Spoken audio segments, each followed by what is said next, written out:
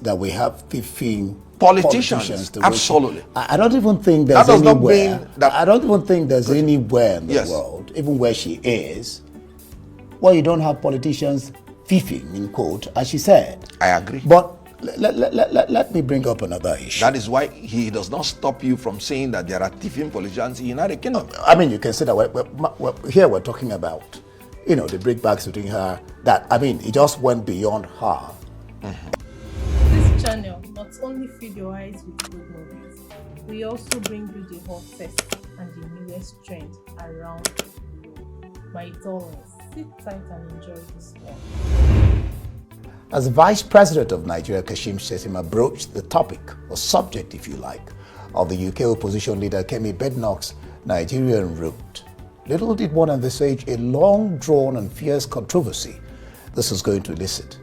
Badenoch did not only distance herself from any Nigerian affiliation, she also did not conceal her contempt from the Nigerian ancestry. This sparked heated wave of comments from different quarters. Excuse me.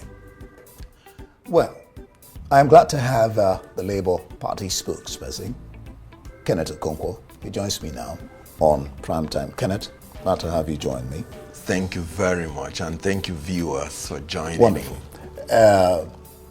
You were a politician, a spokesman of the LP. Labour Former. Party. Sorry? Former. Okay. But you're still a politician anyway. Absolutely. Good. In Nigeria, now, presently. Now, Badenoch, who is the leader of the Tories party in the UK, left Nigeria at 16, describes Nigeria as a socialist nation brimming with thieving politicians and insecurity. What do you make of a description of Nigeria, especially politicians, which you're one of? First of all, Kemi Badenoch, like any other human being on earth, is entitled to her own freedom of expression. And she has to do it, and she should be allowed to do it without interference. If that is her opinion, she's entitled to it. You said the vice president asked her to drop her name. Kemi. Good. Name is not what makes you a citizen of a country. My name is Kenneth. That's Scottish. I am not from Scotland. So the mere fact that she's Kemi does not make her a Nigerian. He identifies with the What Yoruba makes nation in you, Nigeria. citizenship is determined by the circumstances of your birth and your inclination. She was born in London, She Britain. grew up in Nigeria here and left at the age She 16. grew up at the age of 16 at maturity to say, I am British. That's her inclination. And then the same Kemi is a Badenoch. Badenoch is Caucasian. But that's by the way. What I'm trying to say is that having identified where she has decided she is from, she has actually said by implication she's not a Nigerian. She said she's Yoruba, that's her ancestry. That does not mean citizenship. And saying that she does not want to cohabit with the North automatically means I don't want to identify as a Nigerian. Because every country on earth has North and South, and Nigeria is Nigeria. And like you said, she's entitled to it. Because Kemi does not make her a Nigerian. It's the circumstances of her birth and her inclination. And you can give up your citizenship. It's allowed. Some people had done it before. So her statement, coming to that, first of all, Shettima wouldn't have been the best marketing officer to confront that statement, because the person of Shettima will simply give veracity to her claims. Shettima, the vice president, who came in and accepted 21 billion naira to renovate her house, his house, when people are sleeping under the bridge, when there is already made beautiful VP house. That gives veracity to her claims. And then Shettima that head to his private jet and then said, I need a new one. This gives veracity to her claim. Shetima as a governor That politicians came in. the nation is brimming with thieving politicians. Yes. And remember, Yes, you are I one agree. of the politicians. Sure. That does not mean she is wrong. I've continually said that our problem in this country is incompetence and corruption of the political class. You know, before Shetima came into power, during Goodluck Jonathan, we were priding ourselves as the #1 largest economy in Africa. And today we are ranking 4th. We are the poorest nation in Africa because we are harboring by United Nations report or World Bank report. More than 129 million Nigerians are poor. Look at our inflation. And look at our oil management. Today, we do not know how many barrels we consume. This is the product that we have.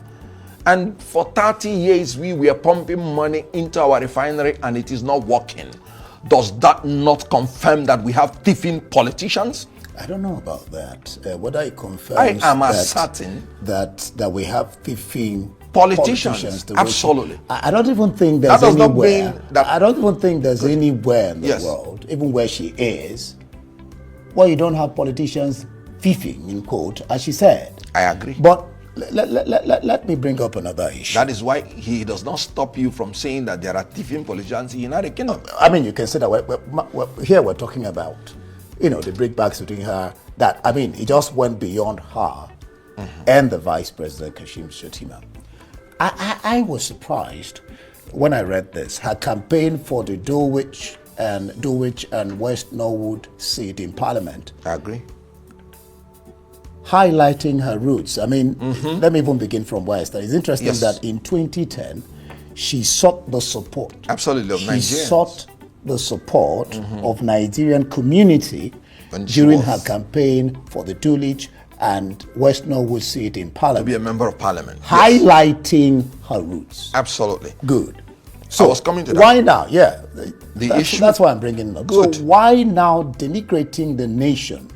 Is this in keeping with politicians who promise heaven on earth just to win votes, but do the exact opposite when they get there? Because you would wonder, Absolutely. if she's now in 2024 disparaging Nigeria, why did she go in 2010 to her root to canvass for votes? Very Two good. sides of the mouth. I agree. You know, I told you that Shetima wouldn't have been the best marketing officer to do that. Not that I was trying to justify what she said. She does not have the commensurate wisdom, confidence without complex to carry on the two nationalities at the same time, pursuing her political career. When she was You're watching Nolly Magic TV. My joy is to keep you updated with the latest gist. And your joy should be subscribing to this channel and giving this video a thumbs up, please. trying to be a member of the parliament, she wanted Nigerian votes and she played the Nigerian card. And then when she wants now to be the prime minister, Tory leader. absolutely, she wants to play the majority white Caucasian card. That shows that she was just trying to be politically correct.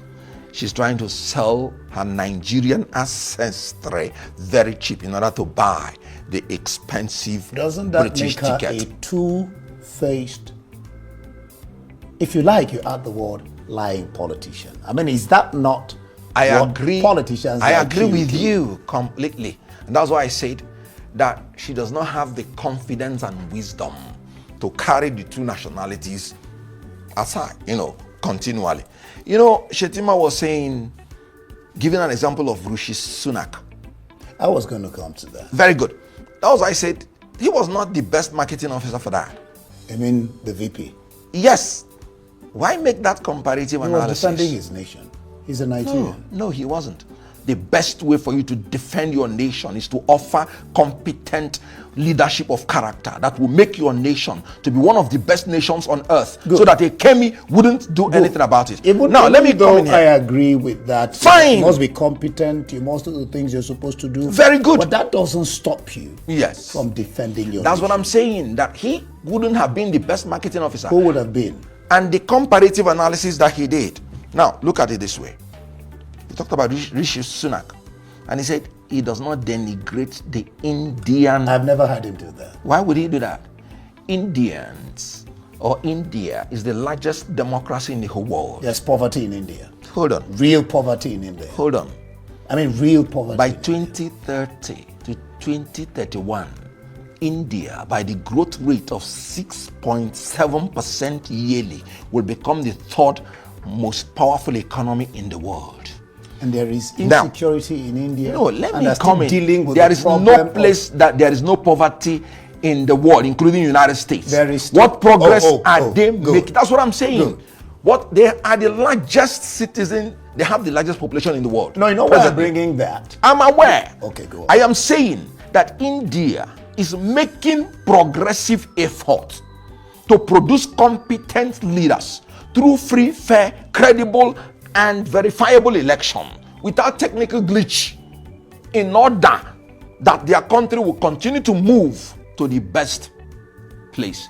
You can't tell me that a man that proceeded to become vice president through technical glitch would be the best marketing officer. To say another person is demarketing your country, when your presence, your actions, even as a governor, he came in and met the Boko Haram, and he left with the Boko Haram existing, even from his own party. So what are you defending? I'm saying that such a person, being the marketing officer, gives veracity to all the claims of Badenoch, even when in other countries you find traces of it. That is why it is bringing that controversy. When you say gives veracity to what she said, Absolutely. you are. Now, it's not a question of whether she's right or wrong, but we're comparing things because Yes. we brought up the issue of Rishi Sunak. Absolutely. So who what would you was say about the last India? Prime Minister, who has not for one day Yes. denigrated I agree. India. Yes. Badenoch said the police stole the brother's words. Yeah. In the southeast till today, we are shouting every day that from Onitsha to Enugu you have more than 30 roadblocks. That's a generalization, number one. Number Which two, generalization? I mean, saying police stole her. Police, there are brothers. There are nowhere you don't have bad. I agree with you. So you Completely. can, because of one experience. Yes. And not just Rishi Sunak. I was watching a program, the British Press, a TV program, and a British person was talking about this diplomatic row and how Kemi is not handling it well. Now, if you say, I agree. If you say the police stole your brother's whatever, we don't even know the whole story. I mean, that's her angle to the story, by the way. I agree. So, will that now make you disparage Nigeria as a country? That's what I'm telling you. In her own opinion, she wants to sell Nigeria in order to buy Britain. Very wrong. Like I said, she does not have the commensurate confidence, wisdom. She has complex, in my own opinion. So I am not in any way defending what she is doing, but her ambition is to be the Prime Minister of Britain. Okay, because we don't have time Good. now. Let me just bring in. Let's just move a little bit because I have Yes. just about 2 But minutes. we or so must not into. Yes, we must not try to brush aside all her criticisms, because that is what is making us not to move forward in this country. No. Nobody's brushing aside anything. We're Yes. looking at the wisdom, the sagacity, if you like, of the comments she's been making. But now, let's talk a little bit of politics, just within 1.5 minutes or 2 minutes. Everything remains in the state of inertia until the power moves it to change. I mean, a lot of new thing. Democracy needs a robust, vibrant opposition to really thrive, especially for the benefit of the people. Mahama just won an election in Ghana. The opposition here, in Bangladesh, chased away the leader there. But here in Nigeria, the opposition parties seem to be in a comatose. In fact, they seem to be in an incubator seeking oxygen. I mean, you are in the opposition party. True. With all that you have been explaining, don't you think that to a large extent or to some extent, the opposition parties are also contributing to some of the ills we're having democratically in our setting here in Nigeria? Because they're not playing both the major, Yes. PDP is major, LP is now major. Now, the question is this. Do you play ruling party or opposition party in a country where there's no election at all?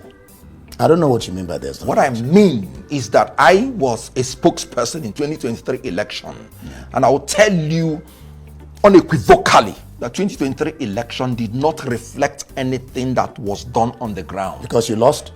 Till today, has INEC shown you polling unit results by polling units of the presidential election 2023? I mean, that's your angle. No, I'm asking you, have you seen? The law says that's what they should do. Section 62, subsection 2 and 3 of the Electoral Act. Have they shown you that? Now, let me tell you, the opposition are moving into the ruling party, not because they want to. Why? As a matter of fact, because they need the ruling party in order to use INEC and the security agencies to rig election. Anybody, let me tell you, in a free and fair election, no one person will near APC with a long rope. Okay, so what you're saying in Absolutely. effect Yes. is that the opposition party Uh-huh. shouldn't even be in opposition at all. Because No. they don't know what they are doing. No. What I'm saying is this. Except we begin to do a free, fair, credible, and verifiable election, there is nothing like ruling party or opposition party. Because that is the pillar I would of have also democracy. asked you, what is the opposition, in your own thinking, doing about giving... What the opposition is doing Free is that they are and running into the ruling party so that they will use the state apparatus of power to rig election 2027. Thank you so much, Kenneth Okonkwo, for being on the program. Well, that's it for this edition of Arise Prime Time. Do join us again tomorrow from me and the entire team here in Abuja. Goodbye, and thank you for watching. Thank you for having stayed to the end of this video. You made me really happy. One more thing, click on the notification bell so anytime I upload a video, you will be the first to be notified. See you on the next one.